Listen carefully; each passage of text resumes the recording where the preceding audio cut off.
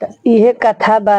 खर जीवतिया करे के चाही, जैसे कि खर जीवतिया वही खातिर कइल जाला।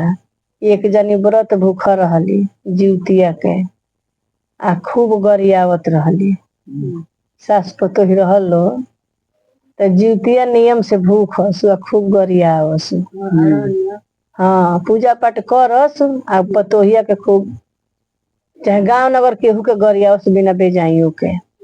तो उहे उनका लड़का नौकरी करे गई रहे। नौकरी करे गई रहे तो आवत रहे तो सूप चोरवले रहली अपन ही। आ सूपवा चोराई के आ खूब गरियावत रहली गांव के नगर के।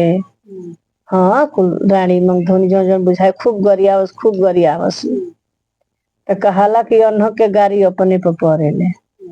अन्न के केहू के गाड़ी देबू तो उल्टे अपने पे पड़ी।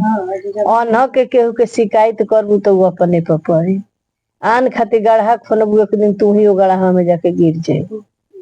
तो वही तरह अपने सुपवा चोरा देले रहली आ खूब गरियावस मंगिया कोखिया।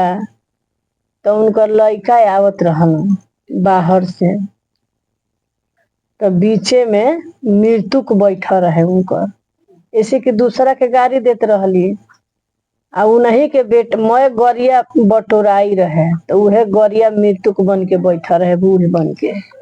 तो लड़का से कहलस नु घेर के, ए बाबू सुन, आज तो हम तहके मुआ आई। कहलन कि काहे तू के हऊ कि हमके मुआइबू? आ तो हम हई मृत्युक हई, तोहर माई सबके गाड़ी देतारी आ सूप चोरौले बड़ी अपन ही। आ गाँव भके गरियावतरी, गाँव भके मने जो ना कहे के तौन कहतरी। तो जे गाड़ी ओकरा पर पड़ेला जे काम कइले रहेला आ उल्टे कइले बड़ी गरियई हन, तो मैं गरियम करे काठा भइल बे तो उनही पनु पड़ी, दूसरा पर ना पड़ी। कहलन कि ठीक बा, जब तू यही पर खुश बाड़ू तो हमके तू मुआ दीह, बाकी हमके खाली माई से भेंट कयावे दा। तो कहली कि ठीक बा, जा भाई भेंट क कहिह जरूर। तो उहे जब गइलन भेंट करे अपना माई से, तो उनकर माई खूब गरियावत रहली, खूब गरियावत रहली। तो अइलन उनका बबुआ गइलन नु, तो जाके भर एकबारी अपना बबुआ के ध लिहली, अरे हमार बाबू आ गइलन, हमार बाबू आ गइलन। तो कहलन कि हट, तू आन के गाड़ी दे तरु हमरा के बाबू कहतरू, तो हट, अब तोहर बाबू तोहर नहीं खन, अब हम जाइब रहब ना। तो कहली कि काहे हमार बाबू इतना दिन पाइल बड़, तोहरा खातिर हम अपन जानवा दे दे भई कर दे। कहली कि आन के देख के जरबू, हमारा खातिर तू जान देबू, तो हमरो जानवा केहू लेबे खातिर बैठल बा बेरा, काहे के गाँव भके गरियावत रू।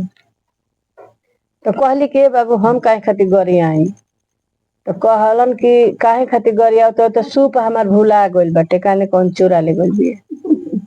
तो है सूपवा धइले रहली चोरा के, तो उ बतौले रहली मृत्यु की तार माई सूपवा है ये धइले बाड़ी। तो उहे गइलन तो सूपवा काढ़ी के लिया के रख दिहलन। कहलन कि हई अपन सूप ले ला, आ यही खातिर गरियावत रू, तो हम जातनी। उहे जात रहलन। जब मृत्यु के हैं गइलन तो मृत्यु को बैठा रहे। गइलन तो कहलन कि देख, अब हमके तू खा घल चाहे मुआ द, अब हमरा माई के उहे आदत भी, तो हम का करी? अब तो अपना माई के हम सूप दे के अइनी हाँ। बाकी एगो बुढ़िया काम कइले रहे कि खर जीवतिया कइले रहे। जब मृत्यु को देखली नु, तो कहली कि जा, समय से आ गइल ह, आज जीवतिया के व्रत बाटे, तहर माई जीवतिया भूखल बाड़ी, सब केहू तनी एनियो न खाला तो उ खर जीवतिया करेली। जा जितना गरियौले बाड़ी, खर जीवतिया तहर माई कइले बाड़ी, आज जीवतिया भूखल बाड़ी, आज जीवतिया के दिने तक हम मार देब तो हमके जीवतिया माई माफ ना करे। तो उनका लड़का के जीवतिया भूखला के चलते मृत्यु छोड़ दिहली। तो आके अपना माई से कहलन कि देख, जीवतिया भूखल बाड़ू, यही के चलते आज हमके मृत्यु छोड़ दिहली है, बाकी आज के बाद कसम खाला कि अब से केहू के गाड़ी मत दीह। ऐसे कि अनहक के गाड़ी अपने पर पड़ेला। उ तो जीवतिया माई के कृपा भइल कि आज व्रत बाड़ू, न तो आज हम लौट के ना आई रहती। तो हम तो कहनी कि हे जीवती माई जैसे उ खर कैले रहली जैसे उनकर गलती माफ कर दिहलू ओ तेरे साथ घरे मुदइयो के गलती माफ कर दिह आ जे ही बाटे बेटा बा बेटी बा परिवार बा ओकरा घर परिवार के बनौले रखियो। बोलिए जीवत बाबा की जय, जीवतिया मैया की जय, सच्चे दरबार की।